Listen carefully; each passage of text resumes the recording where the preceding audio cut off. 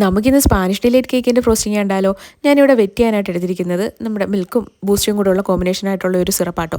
അതിനുശേഷം നമ്മുടെ വിപ്പിംഗ് ക്രീമിലോട്ട് കുറച്ച് boost, milk made, caramel syrup, കുറച്ച് കോഫി പൗഡർ ഇത്രയും കൂടെ നന്നായിട്ട് ആഡ് ചെയ്ത ആ ഒരു ക്രീമാണ് ഇതിലായിട്ട് യൂസ് ചെയ്യുന്നത്. നമ്മൾ വീട്ടിലുണ്ടാക്കുന്ന കാരമൽ സോസ് തന്നെ കേട്ടോ ഈ ഒരു കേക്കിനെല്ലാം ഉപയോഗിക്കുന്നത് തന്നെ. നമ്മൾ ക്രീമെല്ലാം അപ്ലൈ ചെയ്തതിന് ശേഷം കാരമൽ സോസ് അപ്ലൈ ചെയ്ത് കൊടുക്കുന്നുണ്ട്.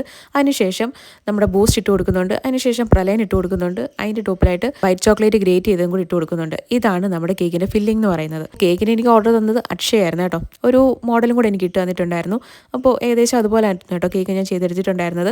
നമ്മൾ നോർമലി വിപ്പിംഗ് ക്രീമൊക്കെ കഴിക്കുമ്പോൾ നമുക്ക് വല്ലാണ്ട് ചെടിച്ചു പോകും.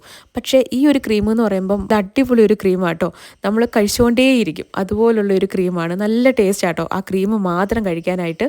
സാധാരണ രീതിയിൽ നമ്മൾ ചെയ്യുന്ന കേക്ക് പോലൊന്നുമല്ല നട്ട്സ് ഒക്കെ ആഡ് ചെയ്യുന്ന കേക്കുകൾ. അപ്പോൾ ഈ ഒരു കേക്കിൻ്റെ വെയിറ്റ് ഞാൻ ചെയ്ത് കഴിഞ്ഞപ്പം 1,300 ഉണ്ടായിരുന്നു കേട്ടോ. ഈ ഒരു കേക്കിൻ്റെ റേറ്റ് എന്ന് പറയുന്നത് 950 ആണ്.